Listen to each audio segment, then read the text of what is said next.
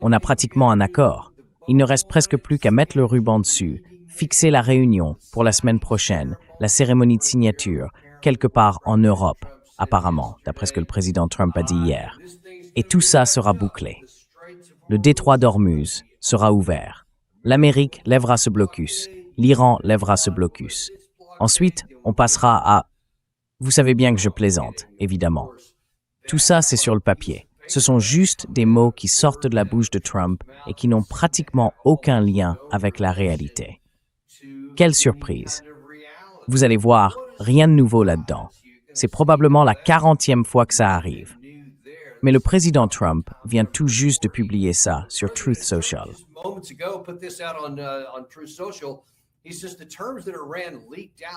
Il dit que les conditions que l'Iran a fait fuiter dans les faux médias n'ont rien à voir avec celles qui ont été convenues par écrit. Ce qu'ils ont déclaré, y compris leur communiqué faible et pathétique affirmant qu'un accord existait, n'a aucun rapport avec la vérité. Ce sont des gens très peu honorables avec qui traiter. Avec eux, la bonne foi, ça n'existe pas. Franchement, c'est l'hôpital qui se moque de la charité, non? Incroyable. En plus, ils sont totalement quelque chose que je n'arrive pas à lire sous ce truc-là, juste ici. L'attaque de drone d'hier soir contre les navires indiens quittant le détroit d'Ormuz est totalement inacceptable. Il ferait bien de se ressaisir et vite.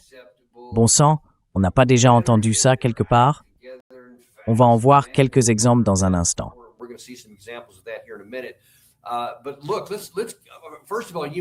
Mais regardez, d'abord vous vous demandez peut-être, attendez, qu'est-ce qui a fuité au juste? Parce qu'hier, l'une des critiques que beaucoup de gens, moi y compris, ont formulées sur les réseaux sociaux, sur mon compte X, je l'ai dit plusieurs fois, c'est qu'on ne sait même pas quels sont les termes de l'accord.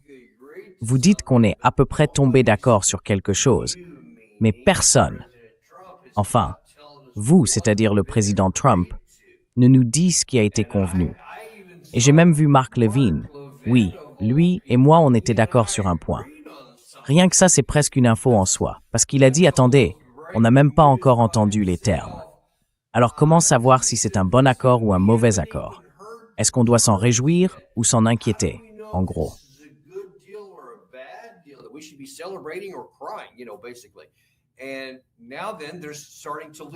Et maintenant, apparemment, il commence à y avoir des fuites aujourd'hui, venant à la fois de certaines sources occidentales et de sources iraniennes, selon lesquelles, Trump serait un peu contrarié. Et il dit, ce que vous avez entendu, ce n'est pas vrai. Mais même là, il ne précise pas ce qui n'est pas vrai, ni ce qu'on n'a pas entendu. Il dit juste que quoi que ce soit, ce n'est pas vrai, parce que vous savez, c'est mieux que ça, ou quelque chose comme ça. Et je vais vous dire pourquoi, à mon avis, il dit ça. Mais d'abord, on peut se demander, peut-être qu'il parlait de Marco Rubio. Parce que Marco Rubio, lui, est intervenu, je crois que c'était aussi hier, et il a simplement exposé quels étaient les objectifs qu'on essaye d'atteindre.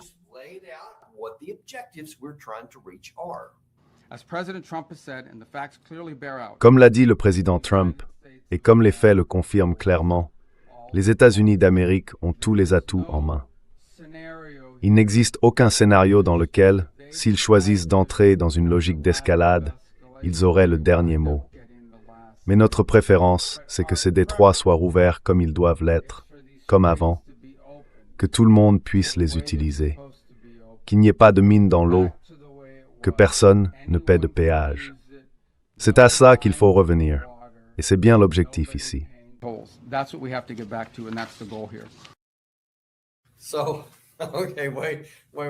Attends. Tu es en train de dire que le but de nos négociations, c'est de revenir à la situation d'avant que tu commences la guerre. Donc, en gros, tu veux juste qu'Iran dise « Bon, d'accord, on recommence à zéro, ok ?» Comme si de rien n'était. Que ça n'a pas marché comme tu l'espérais. Vous pensiez obtenir un changement de régime, l'effondrement de leur gouvernement. Et mince, ça n'a pas marché.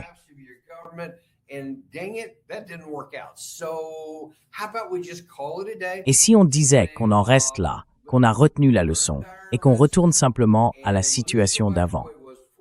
Donc malgré le fait qu'on ait assassiné votre dirigeant, tué un grand nombre de vos gens, détruit 150 de vos navires, tué environ 3000 de vos personnes et fait exploser pas mal de choses à la surface, on dirait juste qu'on arrête là, qu'on rouvre les détroits, qu'on se serre la main et qu'on dise que tout va bien. Peut-être que c'est ça que Trump veut dire. Peut-être qu'il dit « Comment Marco ose-t-il dire ça ?» Parce que ce ne sont pas les conditions que j'ai fixées. Et si quelqu'un n'est pas au clair ou ne s'en souvient plus, voici les conditions que le président Trump a effectivement posées le 28 février.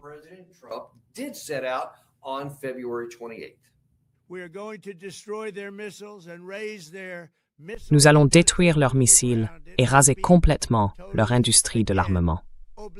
Elle sera, encore une fois, totalement anéantie. Nous allons anéantir leur marine. Nous allons faire en sorte que les groupes terroristes qui leur servent de relais ne puissent plus déstabiliser la région, ni le monde, ni attaquer nos forces.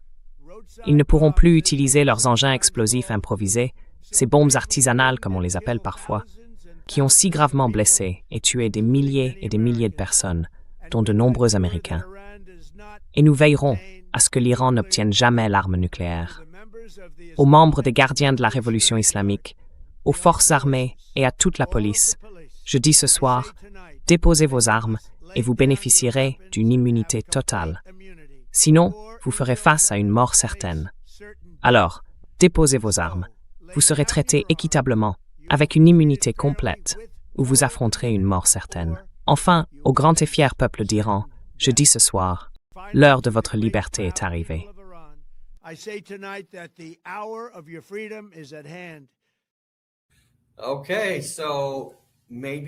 D'accord, donc peut-être que ce sont bien les conditions.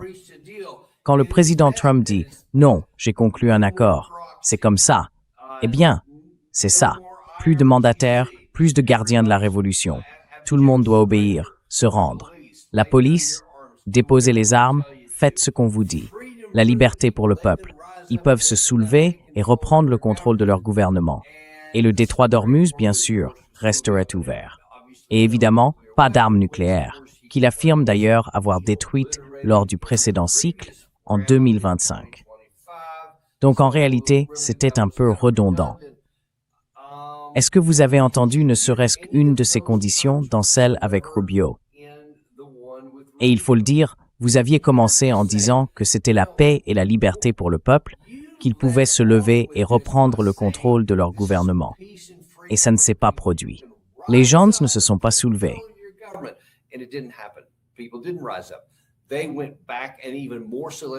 Ils sont revenus, et leur gouvernement était encore plus solide qu'avant. Dans l'accord du 28 février, il n'a rien dit à propos du détroit d'Ormuz, parce que le détroit d'Ormuz était déjà ouvert. Et maintenant, on voit que Rubio voulait revenir à ce jour-là, mais sans reprendre le reste. Donc, au fil du temps, certains de ces termes ont changé. Le président Trump a dit, vous savez qu'il aurait ce qu'il appelait la poussière nucléaire, c'est-à-dire le matériau retraité. Et ça s'était enrichi jusqu'à 60%. Il y en avait aussi à 20%, et d'autres encore moins, environ 2000 livres si je ne me trompe pas. Un volume énorme, dispersé un peu partout, peut-être même plus que ça. Et ça, c'est pas quelque chose dont il parle aujourd'hui. Ce n'est pas non plus quelque chose dont Rubio parle aujourd'hui. Ils veulent juste que le détroit soit ouvert.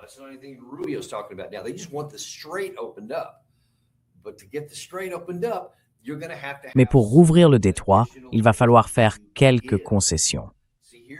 Voyez le problème, c'est que le président Trump continue d'agir sur Truth Social comme s'il décidait de tout, comme si tout dépendait de lui, que personne d'autre n'avait son mot à dire. Et si les autres ne se comportent pas comme il veut, il l'a répété plusieurs fois il y a à peine quelques jours, eh bien s'ils ne se comportent pas, on reviendra avec les bombes qui pleuvent. Le souci, c'est que tout protocole d'accord, tout mot, tout type d'accord, quel qu'il soit, suppose forcément de donner quelque chose pour obtenir quelque chose. Et c'est là que beaucoup de ces discussions prennent tout leur sens. Rubio a d'ailleurs fait un commentaire à ce sujet ici. Mais laissez-moi vous montrer aussi ce qui circule un peu partout sur Internet, surtout sur les réseaux sociaux.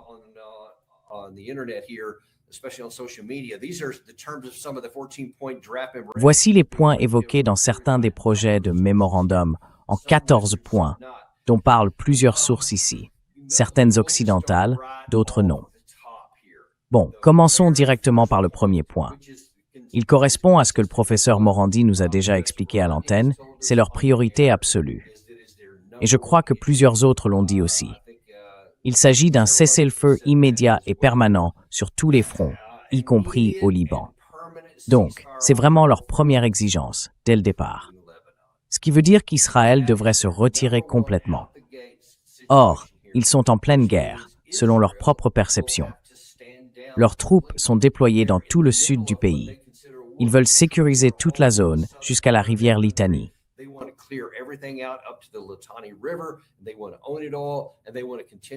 Ils veulent tout posséder et ils veulent continuer à détruire des parties de Beyrouth, la capitale, ici.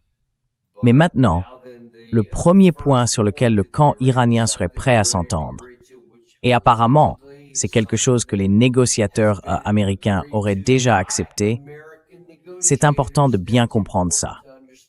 Ensuite, allons droit au but. Je ne vais pas tout détailler parce que franchement, vous allez voir, on ne peut pas aller bien loin avant de se dire « Non mais, c'est une blague ?» C'est à ça que vous voulez dire oui? Parce que pour les partisans du président Trump, ce que ça veut dire, c'est un engagement des États-Unis à ne pas interférer dans les affaires intérieures de l'Iran et à respecter sa souveraineté. Et la levée complète du blocus naval dans un délai de 30 jours. C'est de notre blocus qu'il parle.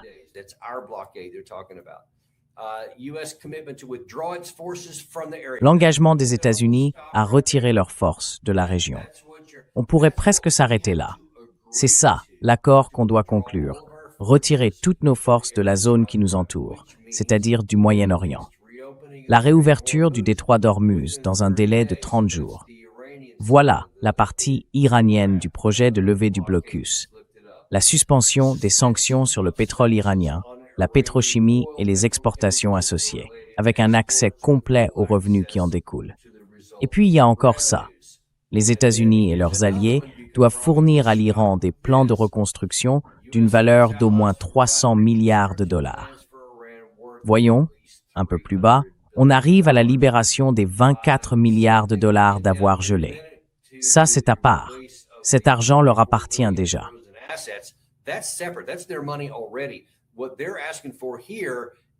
Ce qu'ils demandent ici, c'est un plan de reconstruction pour l'Iran d'une valeur de 300 milliards de dollars, que les États-Unis et leurs alliés devraient payer, en plus de leurs propres 23 ou 24 milliards.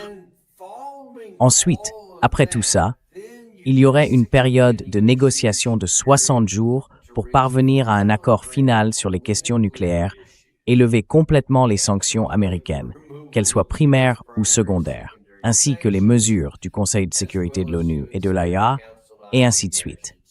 Donc le reste, franchement, importe presque peu. On pourrait continuer à dérouler tout ça, mais on voit bien qu'il y a énormément d'éléments là-dedans. On peut en partie comprendre pourquoi le président Trump a publié ça sur Truth Social, en disant que c'était complètement fou. Évidemment, on ne va pas faire ça, parce que tous ses partisans deviendraient fous s'il acceptait un tel accord. Daniel, il y a tout juste quelques minutes, voici le dernier message du ministre iranien des Affaires étrangères. Le mémorandum d'entente d'Islamabad n'a jamais été aussi proche d'être conclu. En attendant sa finalisation, les médias devraient s'abstenir de spéculer sur son contenu. Conformément à notre approche responsable et transparente, tous les détails seront communiqués au public en temps voulu. Alors, je suppose que de son côté, il dit oui, on va faire de la diplomatie comme il se doit, à huis clos. On ne va pas la faire sur la place publique. Mais il y a beaucoup de choses qui ont été évoquées. Bien sûr, beaucoup de gens en parlent. Je viens justement de vous en montrer un exemple. Il y a plusieurs versions qui circulent. Et d'ailleurs, celle-là est presque identique.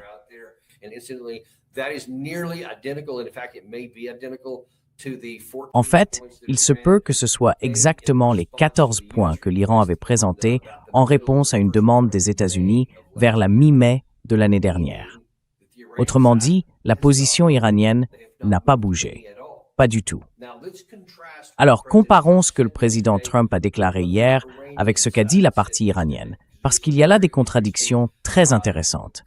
Le président a affirmé, en gros, que tout était déjà convenu. Mais, quel que soit le contenu réel de ce plan, Abbas Araghchi a expliqué qu'il ne révélerait pas ce qu'il contient, seulement qu'il est très proche d'un accord négocié, quelque chose qui serait presque finalisé. Et puis, hier, le principal conseiller militaire du guide suprême, Rezaei, a parlé de certaines conditions qui, selon lui, doivent absolument figurer dans l'accord.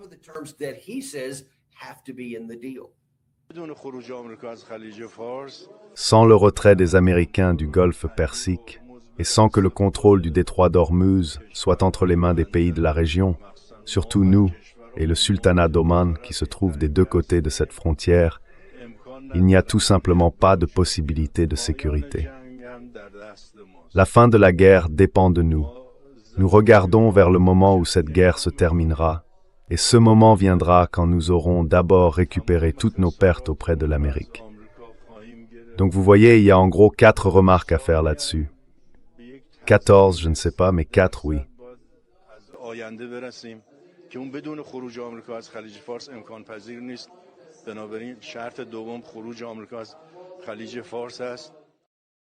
So you see there's basically four comments there. I don't know about 14, but he mentioned 4 there, some of which were in that. Mais il en a mentionné 4, dont certains figuraient déjà dans la version précédente qui avait fuité. Le premier point, a-t-il dit, c'est le retrait des forces américaines. Il affirme donc que tout cela est sous leur contrôle. Ils contrôlent le détroit d'Ormuz. Selon lui, peu importe ce que disent les chiffres sur le déséquilibre des forces en faveur des États-Unis, dans le détroit, dans les montagnes d'Iran, et avec leurs villes souterraines de missiles, leur capacité à fabriquer et à lancer des missiles et des drones que nous ne pouvons ni pénétrer, ni verrouiller. Il dit clairement, c'est nous qui allons fixer les règles du jeu ici. Et voici les 4 points. Le premier, c'est le retrait des forces américaines. Le deuxième, c'est le versement de réparations à leur profit.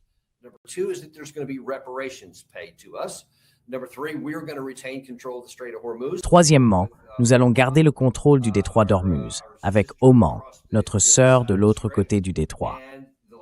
Et enfin, il veut des garanties de sécurité pour qu'il n'y ait jamais de conflit à l'avenir. Voilà ce qu'il dit. Mais maintenant, peu importe ce que ce terme peut encore inclure, pouvez-vous imaginer le président Trump accepter de telles conditions? Parce que voilà ce qui doit se passer, et je l'ai déjà dit plusieurs fois, mais il faut le redire ici. Tout le monde doit bien comprendre une chose. Il n'y aura aucun accord tant que les deux parties ne diront pas exactement la même chose. Il faut un accord où les deux côtés partagent les mêmes termes. Point final.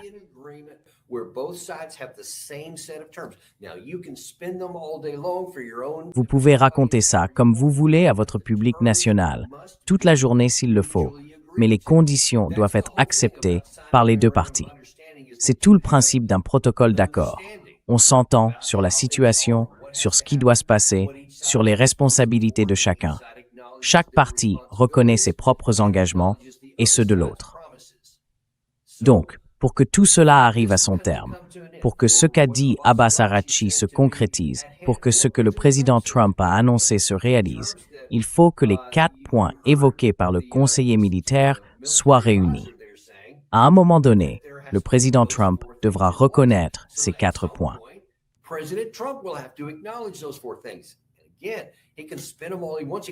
Encore une fois, il peut raconter tout ce qu'il veut. Il peut sortir tout un tas d'autres faits, d'autres chiffres sur les bombes qu'on a larguées, sur ce qu'on a détruit, et expliquer que ça leur prendra des décennies pour répondre. Peu importe. Il peut dire tout ce qu'il veut à ce sujet. Mais, au bout du compte, il faudra bien qu'on tombe d'accord avec eux là-bas. Alors, vous vous dites peut-être, en regardant tout ça, qu'il n'y a aucune chance que le président Trump puisse politiquement s'en sortir s'il tenait ce genre de propos. Et vous auriez raison. Apparemment, les Iraniens sont arrivés à la même conclusion. Dans une autre interview, M. Rezaei a d'ailleurs posé la question: que se passerait-il si on n'obtient pas d'accord et qu'on retourne à la confrontation?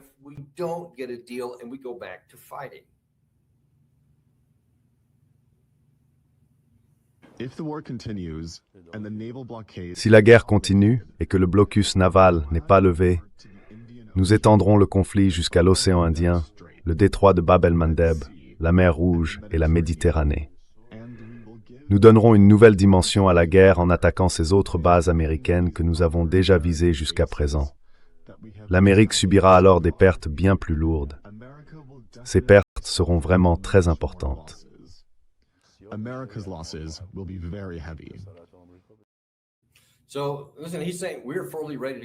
Écoutez, il dit qu'on est totalement prêt à y retourner. Mais voilà le problème. Si on reprend la guerre, on va en gros essayer de frapper à nouveau les mêmes cibles, avec les mêmes munitions. D'après ce que j'ai vu, il y avait au moins un rapport qui disait que les États-Unis avaient déjà attaqué environ 20 000 cibles, depuis le 27 février jusqu'à récemment. Donc au total, autour de 20 000 cibles. Et ça n'a pas suffi à les mettre à genoux. Alors si on veut repartir en guerre active, qu'est-ce qu'on va frapper d'autre? Parce que le pays est déjà là, tout a déjà été visé. Et évidemment, on commence toujours par ce qu'on pense être les cibles les plus vulnérables pour forcer l'ennemi à se soumettre dès le départ.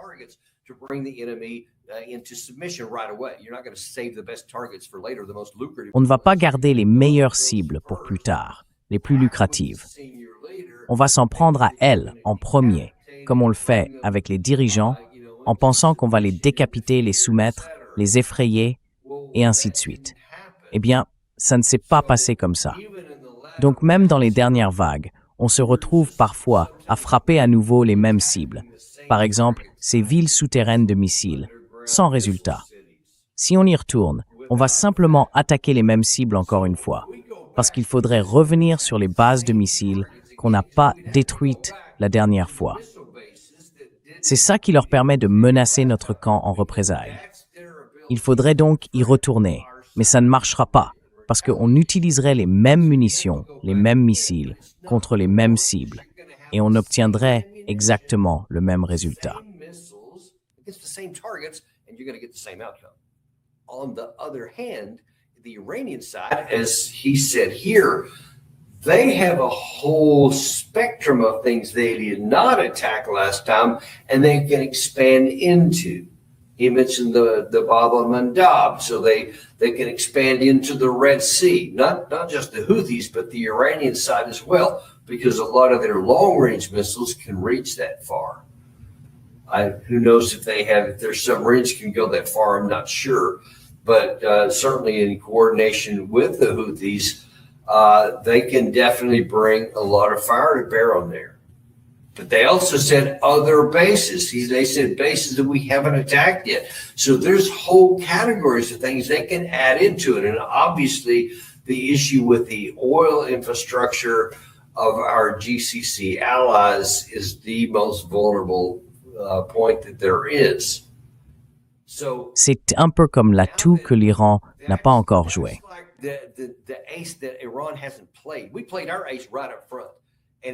On a joué notre atout dès le départ, et ça n'a pas marché.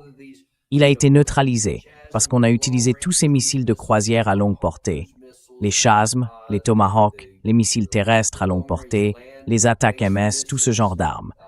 On a tout essayé, et rien n'a fonctionné. Mais maintenant, du côté iranien, ils ont des moyens qui, eux, ont marché, et qui peuvent frapper nos infrastructures et bien d'autres cibles ici. Alors, quand on se demande maintenant qui va céder le premier, est-ce que le président Trump va faire quelque chose qui serait politiquement presque un suicide pour lui? Ou bien est-ce que les Iraniens vont dire « Très bien, si tu ne fais pas ça, voici notre prochaine carte. » Il te montre son atout. Il est prêt à le jouer, il ne le cache même pas. La carte est sur la table. Nous, on est prêt à jouer notre prochain atout. Alors, qu'est-ce que tu veux faire?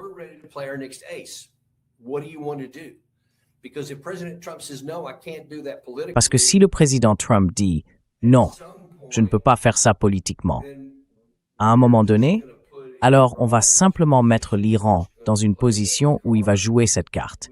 Et nous, on n'aura aucun moyen de nous défendre. C'est comme quand nous avons joué notre atout, ils l'ont neutralisé. Mais quand eux joueront le leur, nous ne pourrons pas le neutraliser. Et c'est bien là le problème.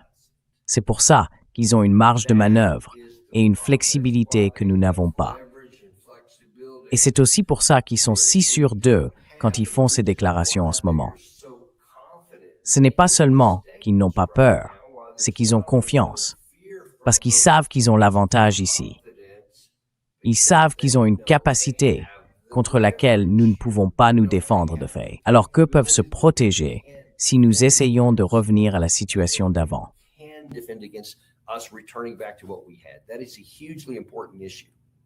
C'est une question extrêmement importante. Maintenant, regardons un peu les obstacles auxquels on fait face, même en dehors de ça. Voici ce que J.D. Vance a déclaré il y a à peine 14 minutes. Il dit « Je vois circuler beaucoup de fausses informations sur un éventuel accord pour rouvrir le détroit et mettre fin au programme d'armes nucléaires de l'Iran. D'abord, les Iraniens ne reçoivent aucun argent et aucun fonds n'est débloqué simplement pour avoir signé un accord ou participé à une réunion. Et on pourrait sans doute continuer dans cette direction, mais je pense qu'on peut s'arrêter là parce que sans ça, le côté iranien ne bougera pas. Et regardez bien, c'est presque étrange. Hier,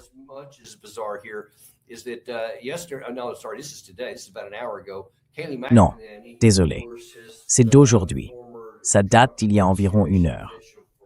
Kayleigh McEnany, qui bien sûr est l'ancienne porte-parole de l'administration Trump, issue de la première équipe Trump et très proche de nombreux responsables de cette équipe, a dit « On a déjà un accord ».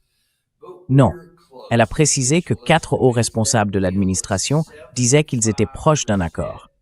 L'un d'eux estime que l'accord est réalisé à 75%, pas encore à 100%.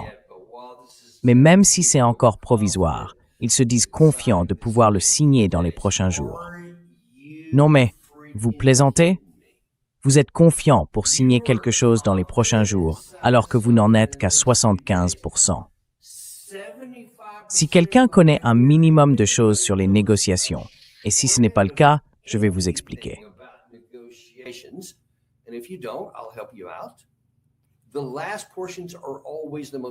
Les dernières étapes sont toujours les plus difficiles.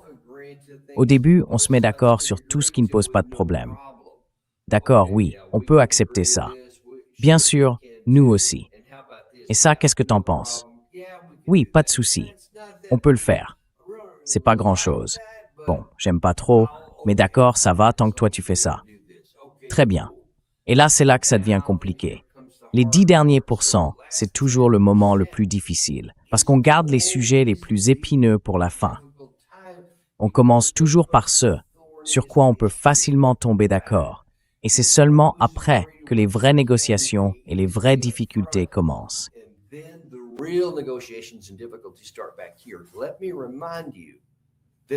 Permettez-moi de vous rappeler qu'il n'y a toujours jamais eu de négociation directe.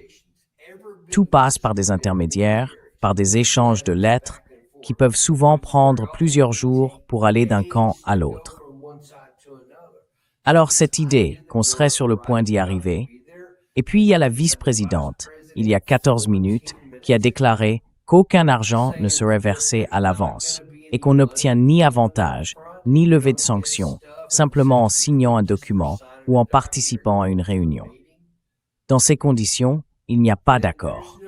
On est même très loin d'un accord. C'est fondamental. Vous venez d'entendre que la partie iranienne a dit que c'était non négociable, qu'ils devaient obtenir cela dès le départ. Et je vous l'ai déjà montré à plusieurs reprises. Les diplomates disent exactement la même chose, parce qu'ils n'ont pas de confiance.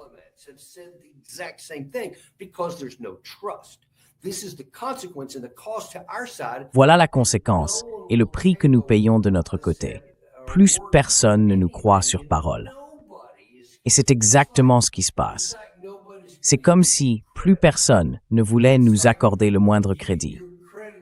Imaginez que votre score de crédit soit à 300 ou quelque chose comme ça, et que vous vouliez acheter une vieille voiture, mais qu'il vous faille un financement pour ça. Personne ne vous prêtera un centime, parce que vous avez déjà fait défaut sur tous vos autres prêts. C'est exactement la situation dans laquelle on se trouve aujourd'hui. C'est le résultat de nos propres actions passées. C'est ce qui s'est produit quand Trump s'est retiré de l'accord que l'administration précédente avait conclu en 2018, le JCPOA. C'est aussi ce que le président Trump a fait en 2025, alors qu'on était, je crois, au 5e cycle de négociations et qu'on a bombardé en plein milieu. En 2026, on en était au 3e cycle.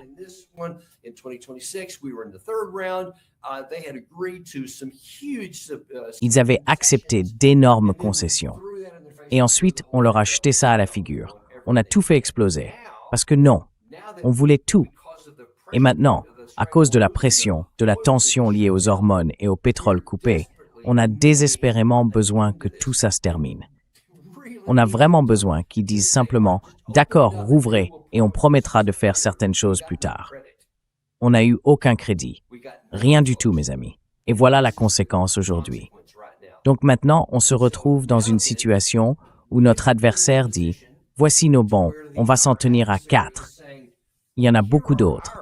Mais ces 4-là sont déjà assez importantes. Vous allez arrêter de vous battre au Liban. Ça veut dire qu'il faut que vous mettiez Israël sous contrôle.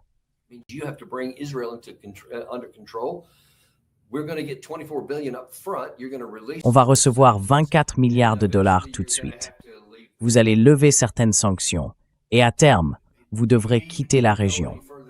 Est-ce qu'on a vraiment besoin d'aller plus loin que ça? Parce que chacune de ces conditions, à elle seule, c'est déjà une exigence énorme. Et je ne vois pas bien ce qu'il y a d'équivalent de l'autre côté, ce que les Iraniens pourraient offrir en échange. Si eux veulent obtenir tout ça et que nous, on ne veut pas, il faut bien qu'on leur donne quelque chose d'équivalent pour qu'ils acceptent de céder sur l'un de ces points. Vous voyez comment ça fonctionne, non? Voilà ce qu'ils demandent. Et nous, on ne veut rien leur accorder. Mais si on veut arriver à un accord, il faudra bien leur proposer quelque chose d'une valeur équivalente à la place de ces 4 éléments.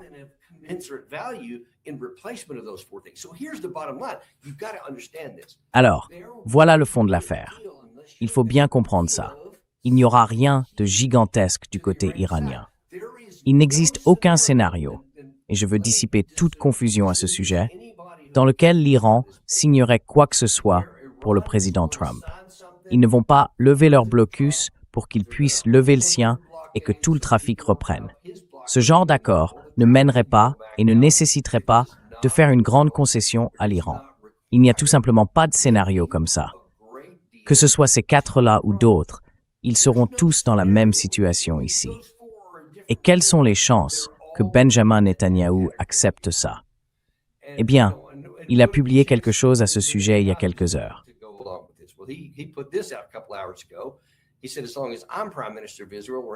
Il a dit « Tant que je serai Premier ministre d'Israël, l'Iran n'aura pas d'armes nucléaires. Il y a un accord total entre moi et le président Trump sur ce sujet. » Et ensuite, il continue, il parle beaucoup et finit par dire la même chose. Mais ce qu'il dit aussi, en creux, c'est « Je ne vais rien leur concéder. » Et si on arrive à un accord, quel qu'il soit, qui laisse ce gouvernement au pouvoir, eh bien pour lui, c'est comme si ce gouvernement et l'arme nucléaire, c'était la même chose. Souvenez-vous, il a aussi menti l'autre jour, la semaine dernière, je crois, en disant qu'il avait dû entrer en guerre au début de ce conflit, parce qu'ils étaient à quelques semaines d'une attaque nucléaire.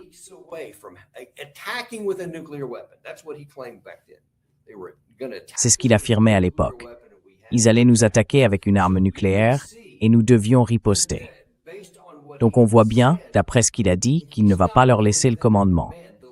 La dernière chose qu'il acceptera, c'est que Trump donne tout ce qui pourrait renforcer le gouvernement iranien, le mettre dans une position plus solide qu'avant et en faire une puissance régionale. Alors on comprend que les chances que Trump, qu'il accepte tout ça, franchement, sont très faibles. Oubliez les accords diplomatiques qu'il devrait signer. Oubliez la pression politique qu'il devrait supporter. Il doit en plus convaincre le Premier ministre, Netanyahou, dont la survie politique est en jeu, et même, disons-le, la question de savoir s'il passera le reste de sa vie en prison.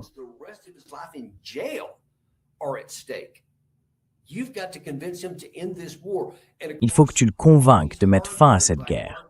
Et bien sûr, tous ces durs à cuire comme Mark Levin et toute cette bande dont je t'ai parlé aux États-Unis vont devenir fous contre Trump ici. Et du côté israélien, Ben Gvir, Smotrich et tout un tas d'autres, peut-être même Katz, vont eux aussi s'emporter. Quant à Netanyahou, s'il acceptait un jour ce genre de choses, tu imagines la réaction.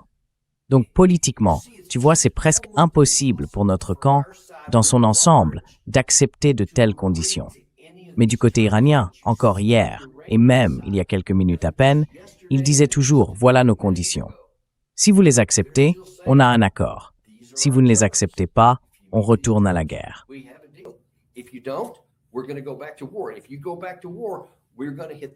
Si vous retournez à la guerre, on va frapper des cibles qui rendront la situation encore pire pour vous qu'elle ne l'est déjà. En ce moment, les conditions sont tellement tendues qu'on fait tout ce qu'on peut pour essayer de retirer ça de la table, mais ça va empirer.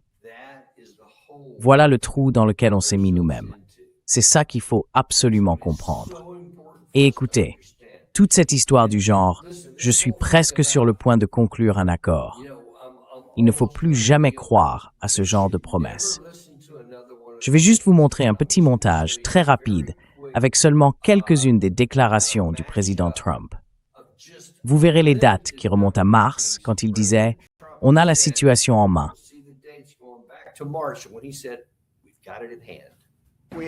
Nous avons des points d'accord importants. Ils veulent conclure un accord, et nous sommes tout à fait disposés à en conclure un. Je pense qu'on va y mettre fin. Je ne peux pas te le garantir. Ils veulent tellement conclure un accord. Vous n'imaginez pas à quel point ils veulent conclure un accord. Ils en ont vraiment, vraiment envie. Moi, je vois bien qu'un accord est possible. On était tout près d'un accord. Je pense que c'est presque fini. Enfin, pour moi, c'est vraiment sur le point de se terminer. Les choses s'annoncent très bien. On va conclure un accord avec l'Iran, et ce sera un bon accord. Le processus devrait aller très vite. On va mettre fin à cette guerre très rapidement. Ils veulent vraiment parvenir à un accord. On pense qu'on est proche d'y arriver, et c'est très bien. On est dans les toutes dernières étapes de ce qui sera un accord vraiment, vraiment solide.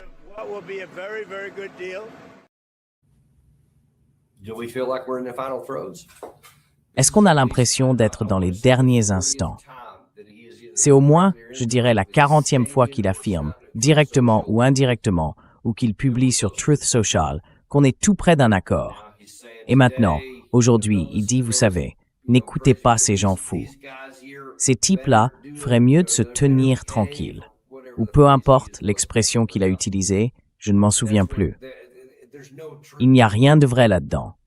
Parce que le président Trump n'a aucune crédibilité. Il n'a pas la confiance de qui que ce soit. Et nous n'avons aucun levier. Vous comprenez? Quoi qu'il dise, il n'a ni confiance, ni crédibilité, ni le moindre levier pour rendre ses déclarations vraies, pour donner du poids à ses propos qui se veulent fermes. Le camp iranien, lui, en a. Il ferait bien de se ressaisir. Merci, Gary.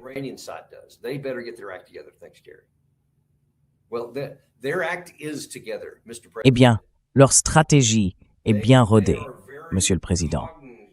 Ils comprennent parfaitement les situations, le rapport de force et le pouvoir qu'ils exercent sur nous. Pas seulement à travers des actions de terreur directes, mais aussi, et c'est le plus inquiétant, sur le plan militaire. Aujourd'hui, ils ont l'avantage parce qu'ils peuvent frapper des cibles qu'ils n'ont pas encore touchées et qui sont vulnérables à leur puissance de frappe. Alors que, peu importe le nombre de bombes et de missiles que nous possédons, et nous en avons encore beaucoup, les cibles que nous devons atteindre, elles ne sont pas vulnérables à ce que nous pouvons déployer. C'est ça le point absolument crucial. Encore une fois, peu importe ce que dit le tableau Excel, peu importe le nombre de bombes ou le nombre d'avions de chasse, F-35, F-22, F-18, F-15, peu importe.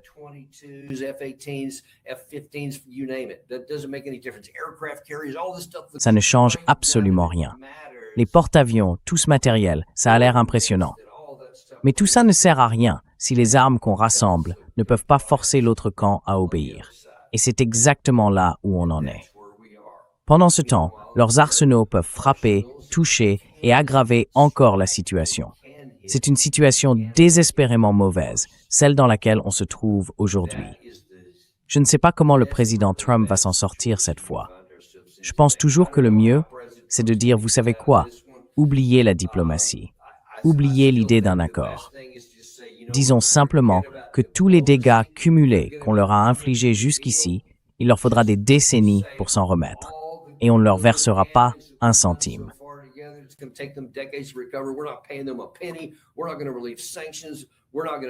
On ne va pas lever les sanctions, on ne va pas payer de réparation, on ne va rien faire de tout ça. On va simplement s'en aller, et on reviendra s'il se comporte mal, peu importe. Il peut dire tout ce qu'il veut. C'est quasiment sa seule porte de sortie là, parce qu'il n'aura pas d'accord négocié. Comprenez bien ça. C'est complètement inventé. Rien du tout. À moins qu'il accepte les conditions dont Reza parlait il y a une minute, ou celles que Abbas al-Rakchi va exiger. Et il ne peut pas pour les raisons que je viens d'expliquer. Il ne peut pas non plus reprendre les opérations militaires, parce que ça ne ferait qu'empirer la situation pour nous. Ça nous exploserait littéralement à la figure.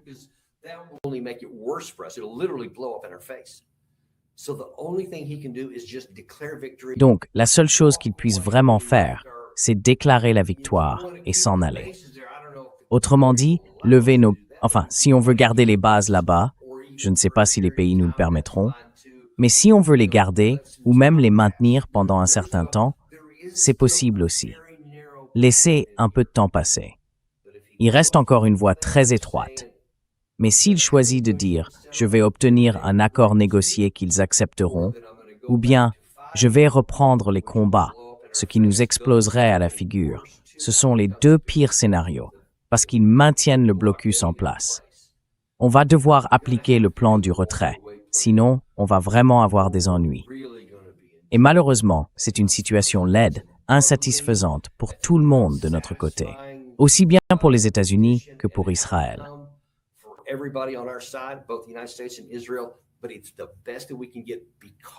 Mais c'est le mieux qu'on puisse obtenir à cause de notre folie et de nos décisions absurdes d'avoir choisi de commencer cette guerre. Nous nous sommes engagés dans une guerre, et maintenant, il n'y a pas de bonne façon d'en sortir. Comprenez bien ça. Il n'y a pas de bonne issue. Il n'y a pas de bon résultat pour nous. Il n'y a qu'une seule question. Quelle est la manière la moins coûteuse d'en sortir? Et c'est tout. Merci beaucoup à tous. On vous apprécie. S'il y a d'autres infos de dernière minute, même si je ne suis pas dans mon studio, je suis encore en déplacement, eh bien, si quelque chose se passe, vous pouvez compter sur nous pour vous en parler. On se retrouve alors avec l'équipe de Daniel Davis. Vous savez, je ne cherche pas à vous convaincre d'acheter de l'or, ni à vous dire comment gérer votre portefeuille boursier. Mais il y a une façon de nous aider. Abonnez-vous, marquez j'aime, partager cette vidéo avec vos amis. Hit that like button and share this with somebody you love.